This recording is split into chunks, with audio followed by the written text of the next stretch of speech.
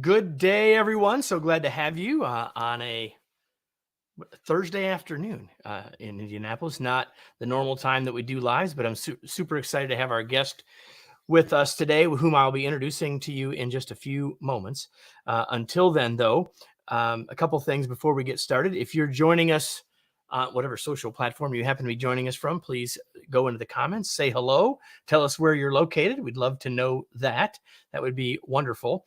And while you're here, since you have the chance to be here live with us, if you have questions, comments, ideas, I hope you'll share them. Just imagine that you're joining us for a cup of coffee, and we'll talk about the things that you want to talk about, along with what I have on my list. And when you engage in that way, we'll have a better conversation, and eventually it'll be a better podcast episode. And so you may notice up there in the top corner that this will eventually be a part of the Remarkable Leadership podcast. But for today, it's just live. So what I'm going to do in a second is none of what I've just shared will be on the podcast. It wouldn't make sense. So what I'm going to do in a second is do a countdown, and that's where we will trim the video and audio for the podcast itself. And then we will dive in, right? I see people are starting to put in some comments. Continue to do that. We'll get those shared, and I'll read those in just a minute or two. But for now, let me do the countdown. We will start in 3, 2, 1. Calm. Would you like to have more calm in your life? Now, I'm not talking about less change, but a new way to deal with the change and turbulence all around us. Specifically, would you like to be able to create deliberate calm, the ability to avoid reacting ineffectively and instead choose a mode of thinking and acting that is most effective in that moment?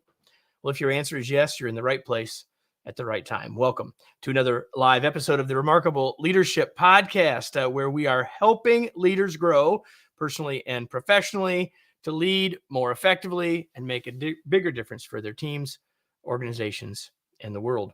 If you're listening to this podcast, you could be with us live in the future on your favorite social channel. You can get access to those episodes, know when we're doing them, and therefore interact with us as well, as you will see me doing with some of our live participants today. And you can do that by joining us on our Facebook or LinkedIn groups. Just go to remarkablepodcast.com/Facebook or remarkablepodcast.com LinkedIn. How about that? /LinkedIn. If you do either of those things, you can learn about that and get connected with us for future episodes. Today's episode is brought to you by Remarkable Development Sessions. A Remarkable Development Session is a webinar for a new world. We know that we learn in interaction with others, but in a fractured and increasingly virtual world, the workshop experience has been shifted to a focus on delivering the content, leaving the application to you as an individual.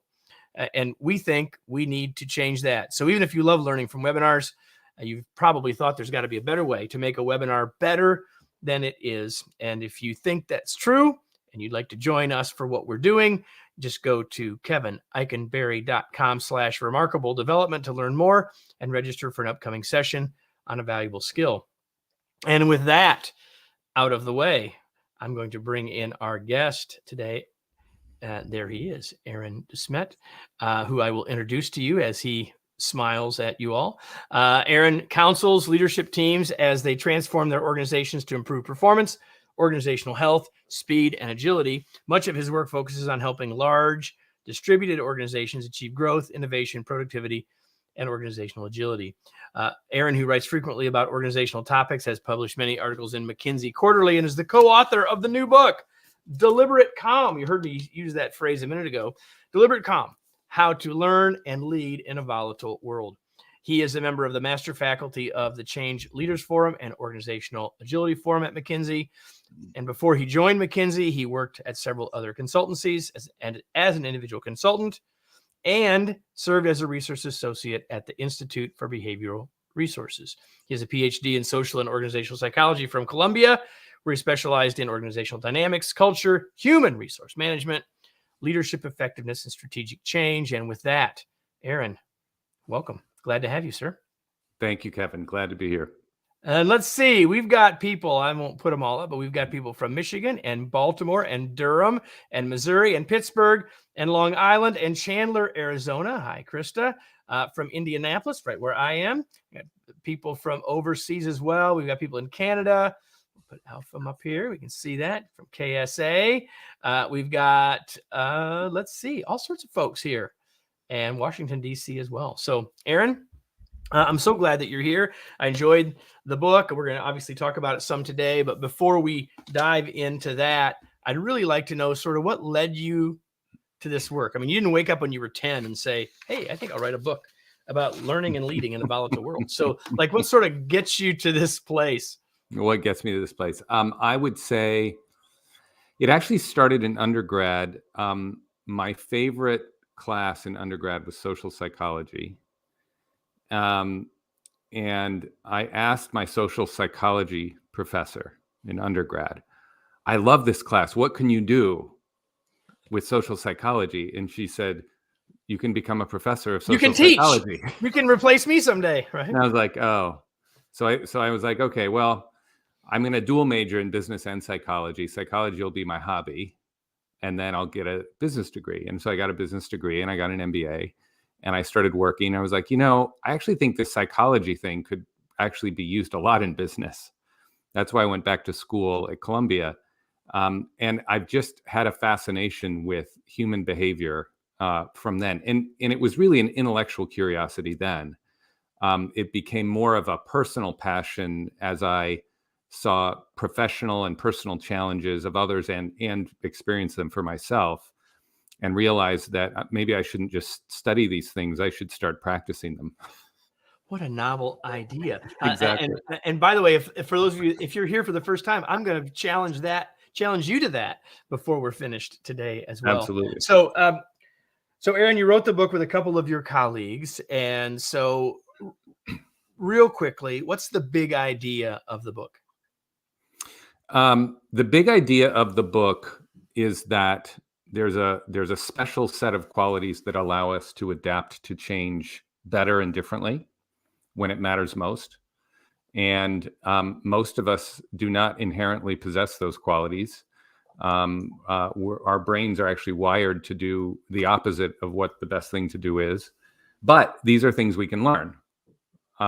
While there are a few gifted people who are just blessed with this gift naturally, most of us are not born with it and haven't learned it, but we can learn it. And there's no time like the present to start practicing these things, so that the next time some big important situation comes along, the next curveball, the next disruption, the next hard thing, the next setback, that you position yourself to respond calmly and thoughtfully, and to be able to adapt and learn rather than to react in old ways that frankly, if you just paused and thought about it, you would realize probably wouldn't work.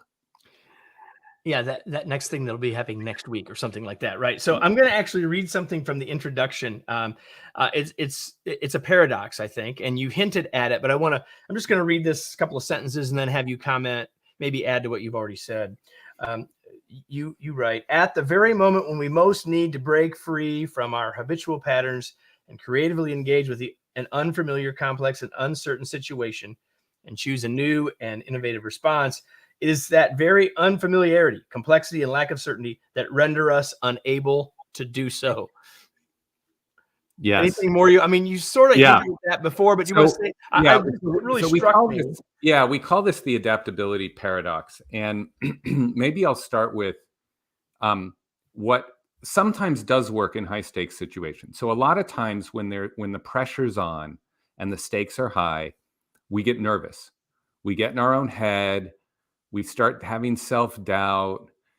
And a lot of the remedies for that we've learned apply to only certain situations. They apply to the situation when actually you pretty much know how to do the stuff you need to do. It's just the nervousness that might trip you up. And there's all kind of books, like sports psychology is filled with this stuff. Right. And it says, look, you know how to do this. You've trained for this. Get out of your own head. Ignore the doubts, ignore the nagging concerns, ignore those questions in the back of your head, and just get back to focusing on what you know. And the problem with that is, what happens if what you know isn't the right thing to do and you actually have to learn something? And now all the advice we give people to do when the pressure's on suddenly doesn't work so well, because you're like, wait a minute.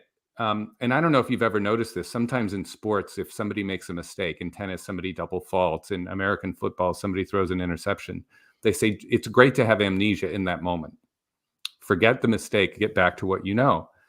And that's kind of the advice we give people, or sometimes it's even implicit.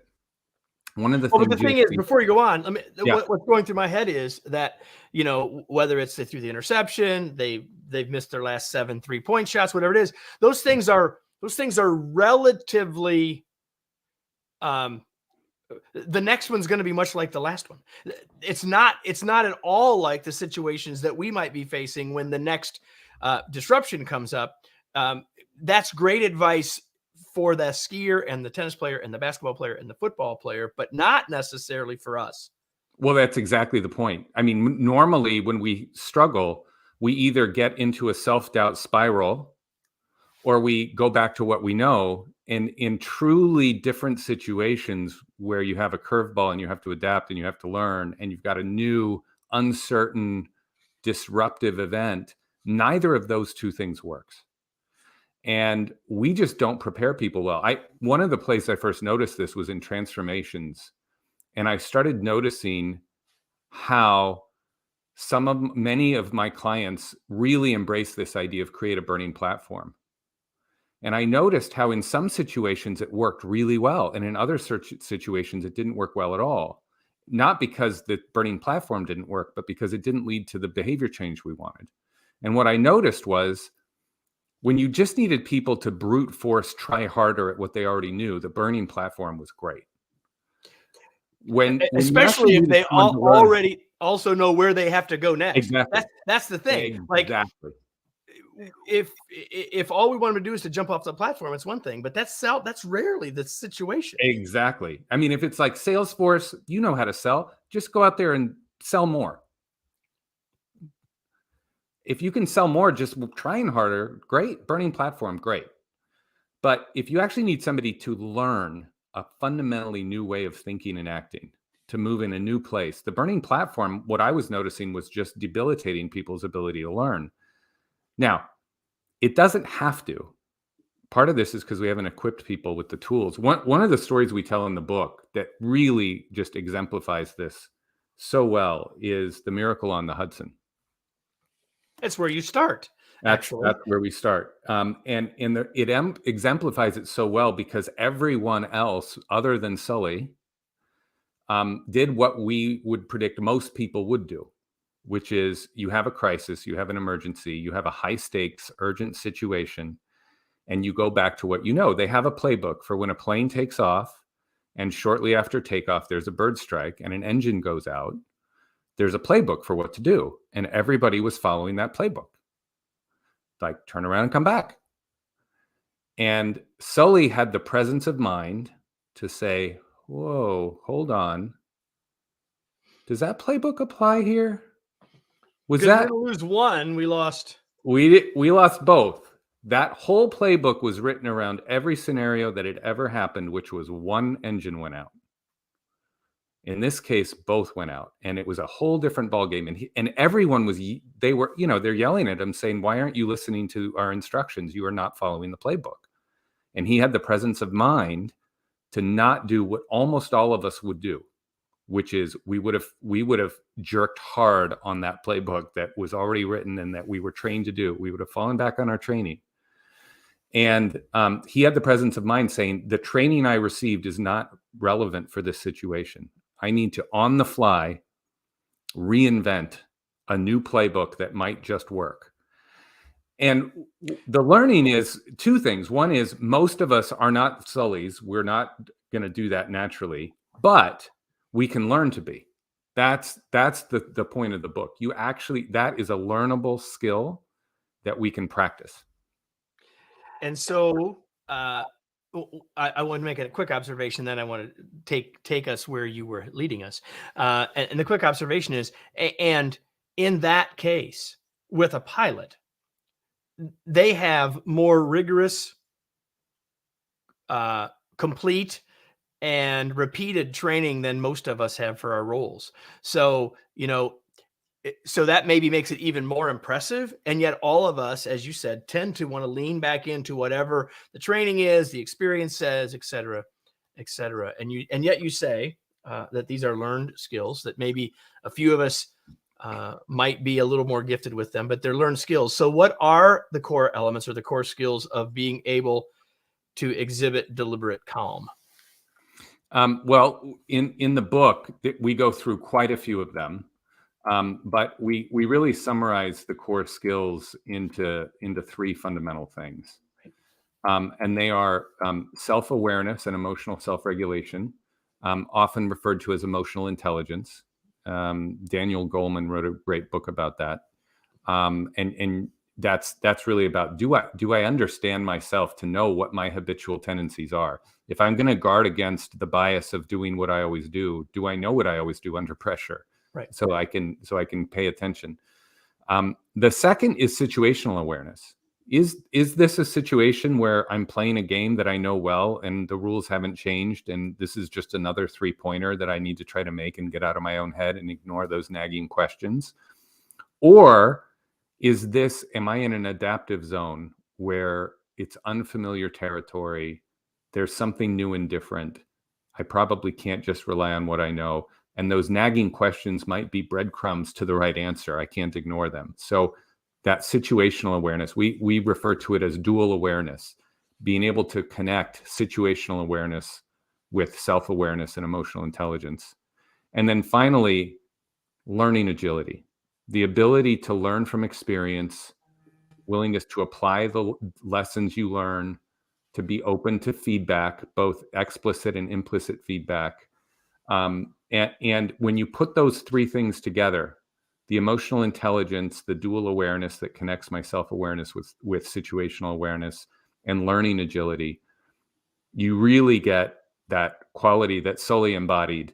And I based on the research we've done, I would have to say very, very few pilots would have been able to do what he did without the training like this. It's very unusual for people to have that set of skills and have the ability and presence of mind in a high stakes, uncertain situation.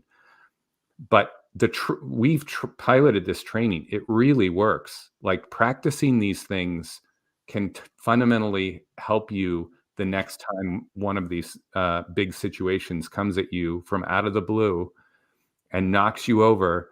And one of the things we talk about is resilience is not enough. That's bouncing back to what we know.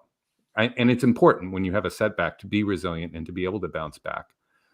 But increasingly, we also need to be able to bounce forward into something new. I want you to, everybody, I want you to underline what Aaron just said. So say that again, the difference between resilience and bouncing back. Resilience is important. When you have a setback or something knocks you over, you need to be able to bounce back. But it's often not enough to bounce back anymore, because the thing that knocked you over might have just changed the rules of the game. You have to be able to bounce forward into something new. So let's just take a simple example. Oh, before I do that, though, I have to go back and say, you know why Sully was prepared? It's because he's a Purdue graduate like me. So I have to, there's got to be a thread in your research about Boilermakers. Boilermakers all the way. Just saying. I had to go there.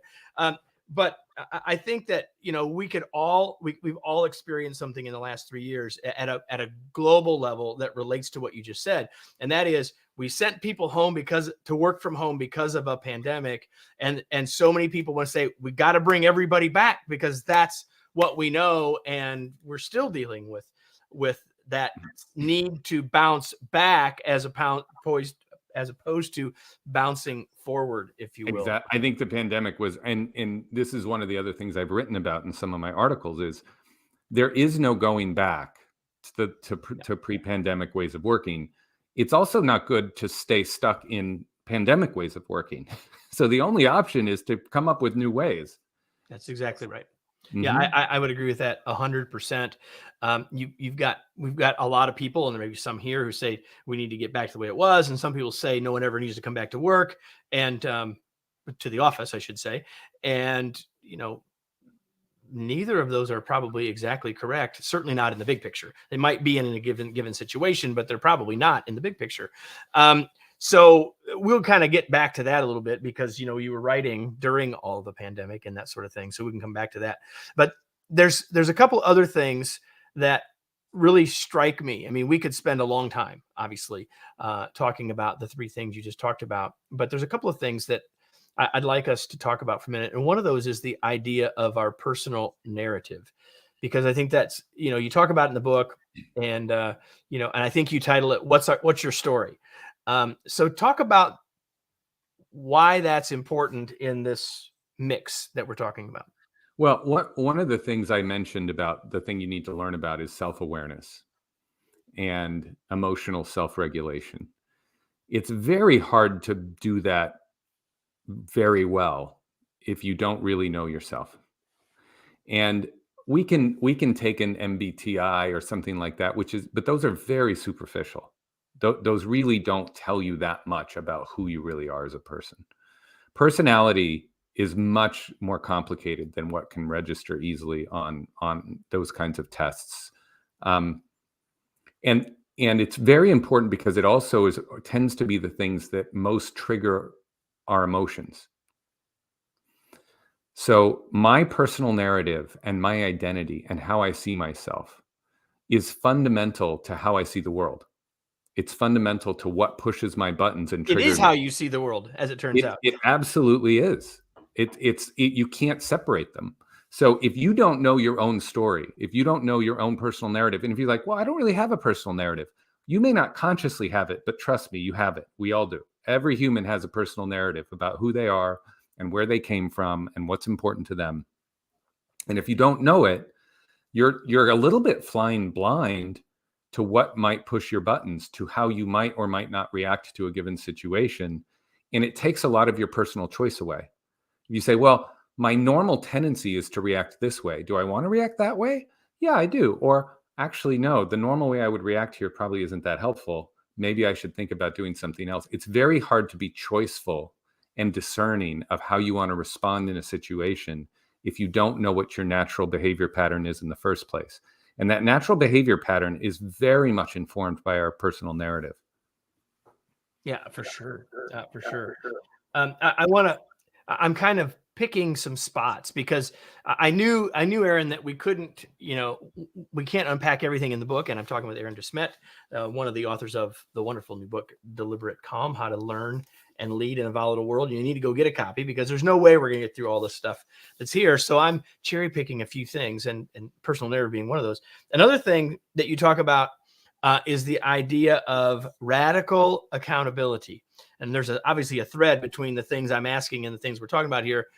But talk about what you mean by that, because accountability is one of those words that a lot of people have, well, let's just say, a personal narrative about. One of the things that we try to do here is say, when new things come at us, we often respond with what we know. And when it doesn't work, we blame. It's very natural to just blame the world, blame the situation, blame other people. Why didn't they? They should have. My boss won't let me. Those leaders just don't get it. And you give away all your power when you do that. When you say it's everyone else's fault, you sort of give away your power to influence and change things. And radical accountability eventually gets to helping hold other people accountable and helping them hold themselves accountable. But it starts with myself. How am I going to hold myself accountable? And hold myself accountable not in a way that's self-judgmental, where I feel terrible about myself with guilt and shame and what a terrible person I am because I didn't do good enough. It's not about I'm not good enough and I failed. That's not what we mean by radical accountability. We mean it in a very positive, empowering way. How do we hold ourselves accountable? And when things don't go the way we wish they would have gone, when we think about our intentions, when we think about what did this situation call for and did I respond in the best way, that we learn from it.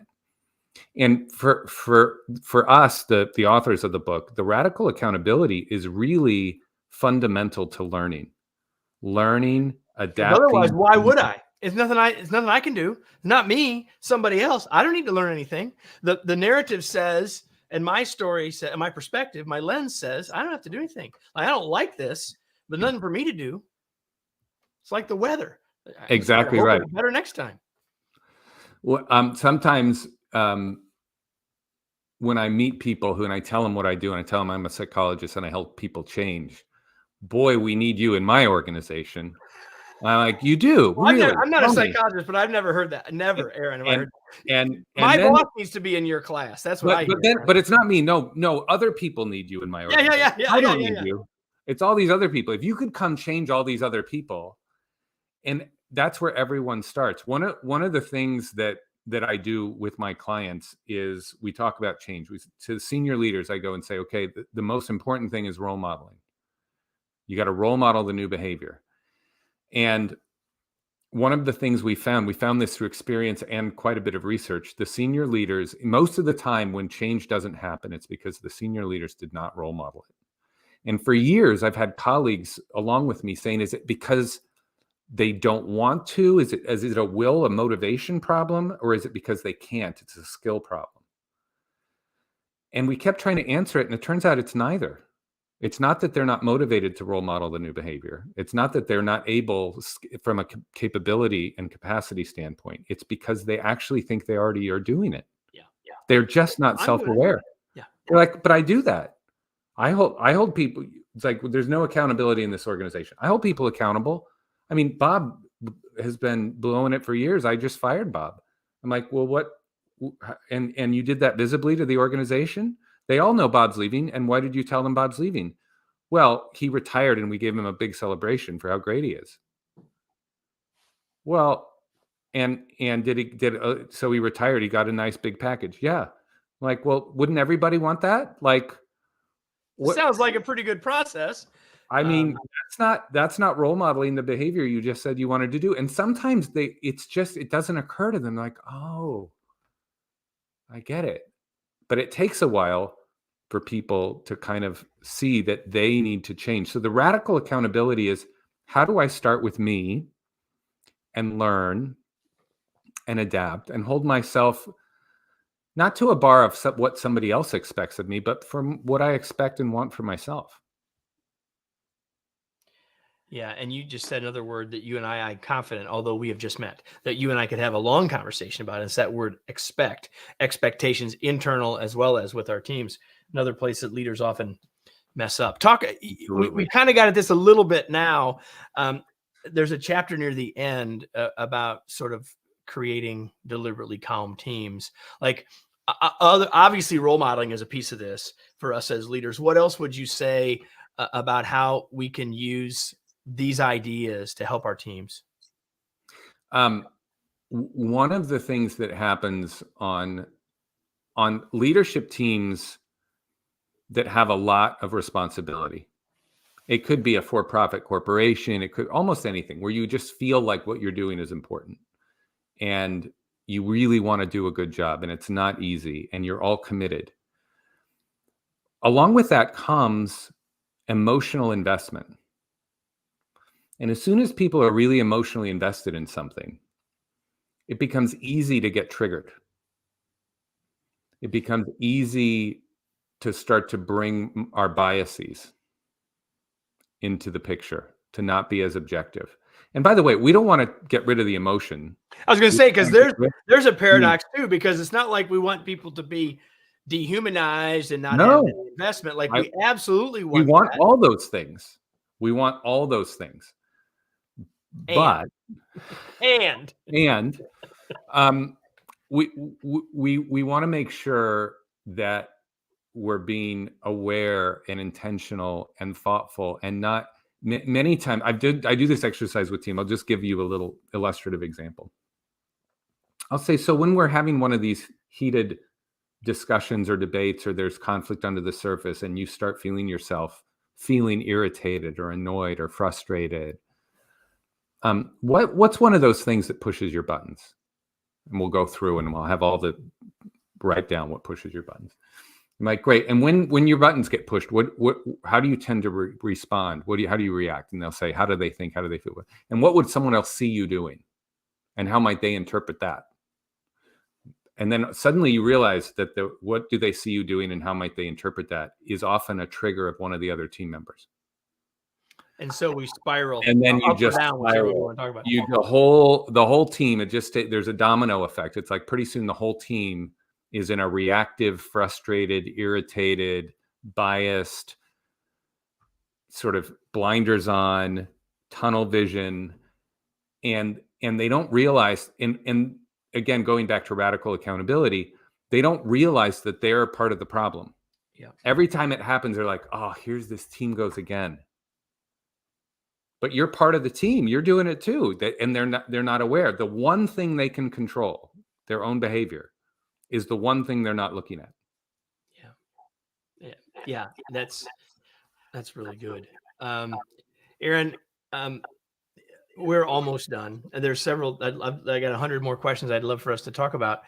But a wise person long ago, when I finished one of my books after it came out, like where you are now, asked me this question. And every once in a while I ask someone, and I feel like you're a person I want to ask. So what have you learned since you finished the book that you now kind of wish was in the book?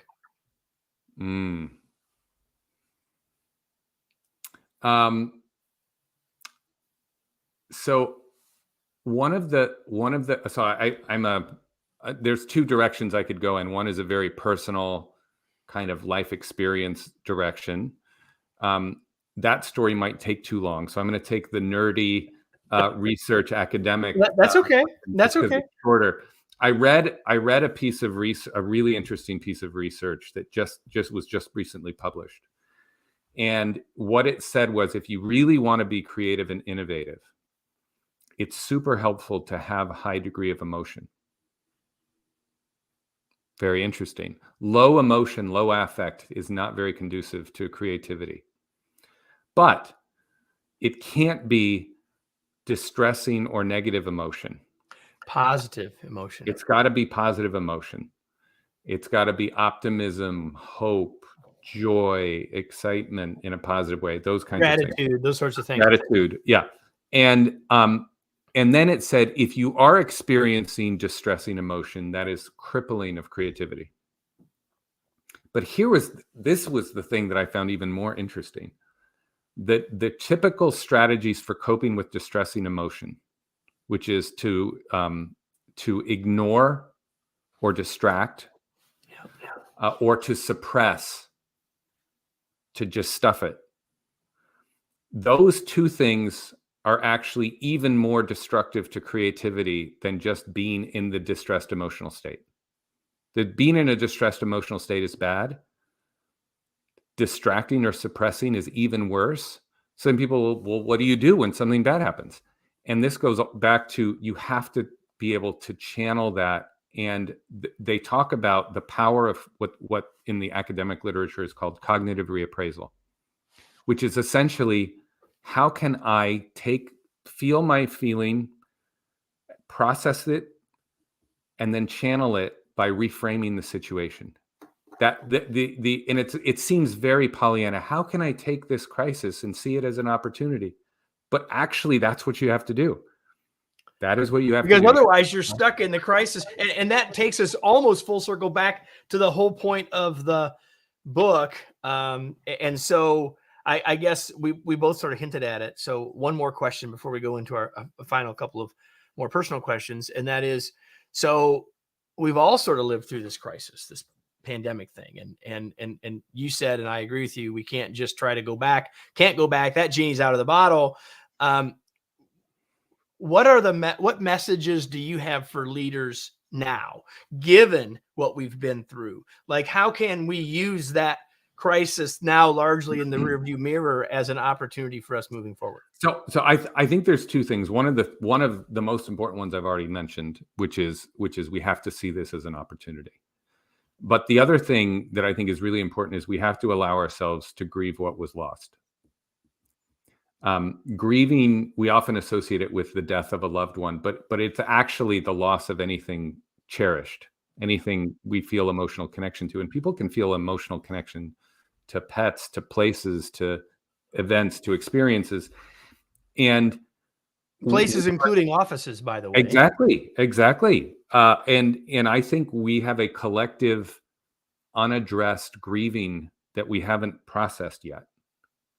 And part of the let's get it back to the way it was is subconsciously people aren't willing to grieve. Yeah. When you think about the Kubler-Ross model of grieving that starts with denial. I mean, that's the denial. If you think we're going back to what we had before, you are in denial. And the only way to get through to acceptance is to allow yourself to feel the sadness and the grieving of, I really liked those things. I mean, I really liked them. I didn't talk about how much I liked that, but I liked it. And that might be gone. It might be gone, but I can create something new. And the new thing doesn't have to be the old thing. And it doesn't have to be everybody works from home all the time and never interacts in person. It's neither of those. It's new. And we're going to have to discover it and live into something that we've never experienced before, but it might be great. And we can pivot to hope and optimism if we also allow ourselves to grieve and feel the loss of what was once something we really liked and appreciated and that might not be there anymore. I love that line, pivot to hope.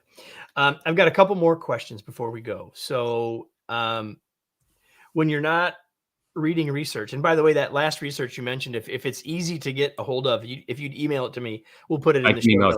Yep. Yeah, get it to us, and we'll get it in the show notes for all of you that are listening to the podcast later.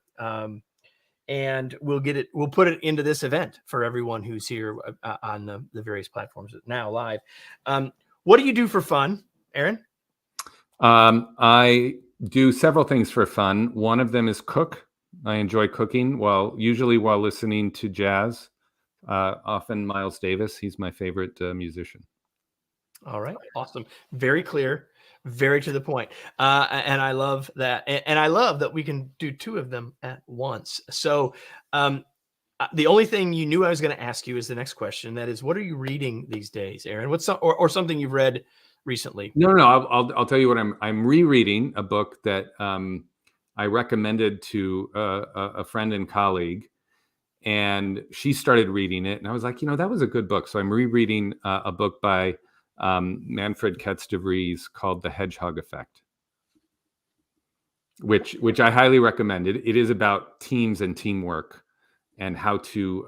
I often coach executive teams, not the traditional one-on-one coaching, but actually coach the team as a team. Right. And this book is just a great resource for anybody who does that work. It is The Hedgehog Effect. I think you're the first guest that's ever mentioned that, as it turns out. Not that that's good or bad, just is. It is good. If you've been following along and never have heard of that, now you have. And that'll also be in the show notes for you as well. So now the question, Aaron, you've been wanting me to ask, where can we learn more? Where can we get the book? Where do you want to point people? Anything? It's available you can get it in bookstores. It's available on Amazon. You can get it on Audible, the audiobook. So yeah, there's a number of places you can get it. Just look it up or go to Amazon. Deliberate Calm, How to Learn and Lead in a Volatile World. That's the things we've been talking about for the last few minutes. And now the question that I have for all of the rest of you, Aaron's off of the hot seat. The question now is, now what? What are you going to do? What action are you going to take? Because if you don't take some action from this, if you don't think about some of the things that we've talked about and do more than just think about them, but act on them, whether it's for you, whether it's with your team, whether it's getting a copy of the book and starting there, wherever it might be. Maybe it's rethinking how you use the burning platform as a metaphor for change. Maybe it's thinking differently about your emotional intelligence or self-awareness. Maybe it's, I don't know what it is. Those are just a few of the notes that I wrote down. Maybe it's, I'm going to work on being more choiceful, which is one of the things that I wrote down. Whatever it is, none of this matters, having been here, as much as you might have enjoyed it, unless you take some action. So I want to thank you again, Aaron, for being here. It was a pleasure to have you and to share some time talking about these important ideas. Thanks for being here. Thank you, Kevin. It was a pleasure. And everybody else, I hope you enjoyed it. I hope you'll take action, and I hope you'll be back next week, same time, for another episode of the Remarkable Leadership Podcast. Oh, Tell a friend, invite them to join you as well. Talk to you later.